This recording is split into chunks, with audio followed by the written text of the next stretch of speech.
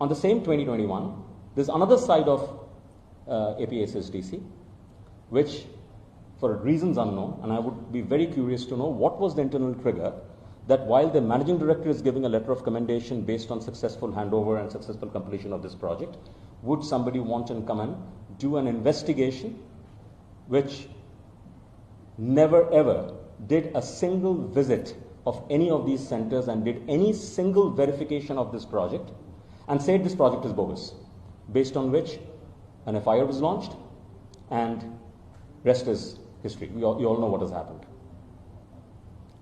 This is a big mystery because it's pretty much like the analogy that I want to give is that you are investigating how a murder was done, how a person has been killed, etc., when the person who is supposed to be murdered is actually standing out over there.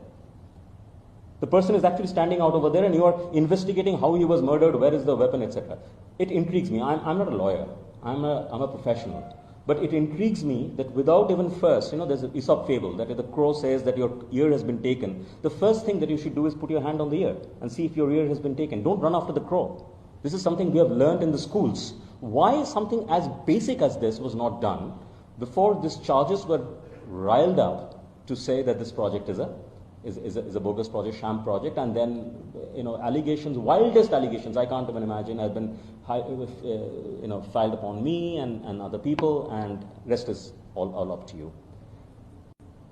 This project was so successful that KPMG in its 2016 State of India report, KPMG Global in the State of India report, cites this project as an example and a case study of one of the most successful projects that could ever be done.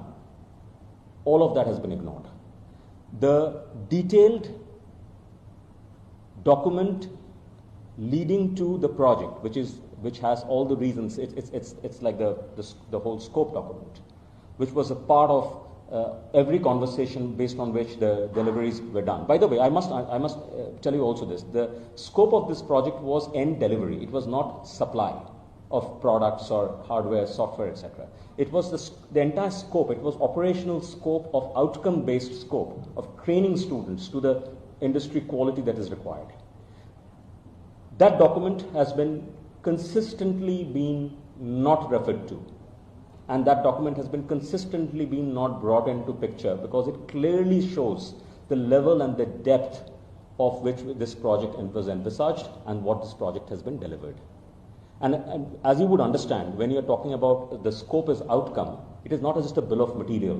People who understand engineering, I would use an engineering word, it's also called the bill of process, which is the know-how, which in many people who talk about, startup industry call IP, but it's a know-how, it's a knowledge.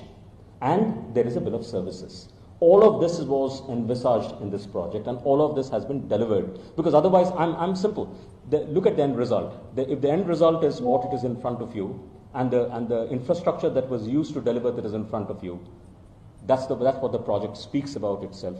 And I can always say that this project, and as Siemens, the company that I led and I worked with, we led this project successfully with our partners and our ecosystem. There were hundreds of partners and ecosystem players who were engaged in delivering this project, and this project was done absolutely successfully.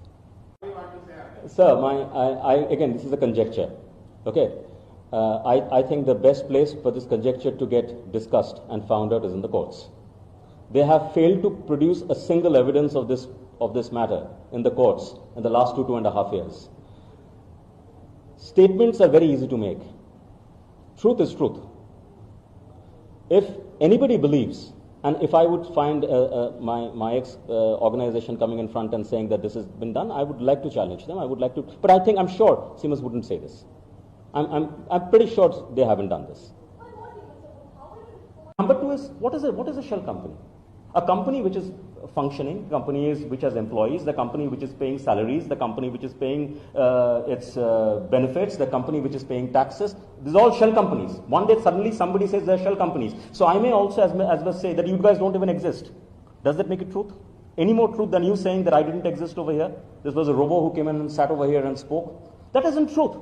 The truth is right in the front. By calling somebody a shell company, it's like calling in the schools, you call somebody a name. It's name calling. And that is what is happening. The problem that is these allegations are impacting people's lives, because behind these companies are individuals like me who have families. These are impacting our lives. We are not institutions. We are not companies. We are no more, I'm no more a company.